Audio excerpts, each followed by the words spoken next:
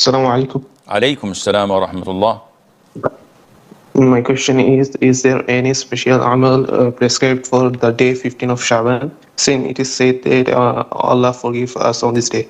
Okay, these days, unfortunately, are very famous in certain countries, and they highlight it similarly to the 27th of Rajab, the month we are in.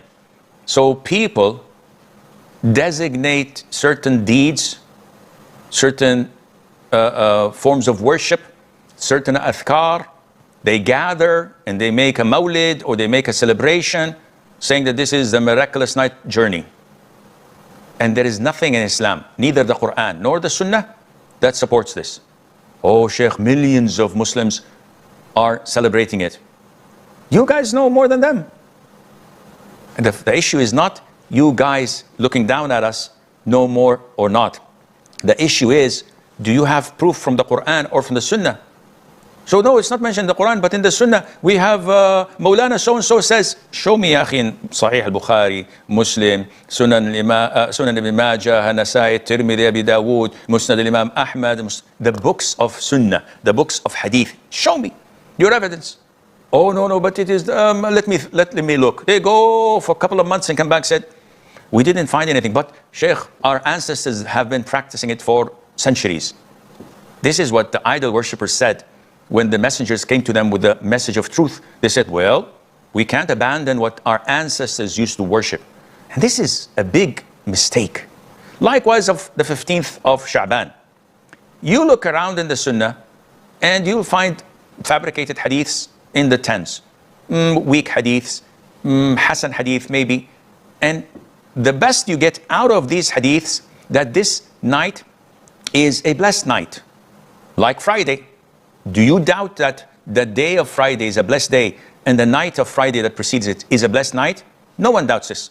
The hadith supports it. We have ample evidences of it. Okay, good. Is there anything specific that we can do? What do you mean? Because it's a blessed Friday night, can I offer tahajjud more than I used to? The answer is no. There's a prohibition. The Prophet said, do not specify the night of Friday of any special worship. And do not fast the day of Friday. But it's a blessed day. Yes, it is.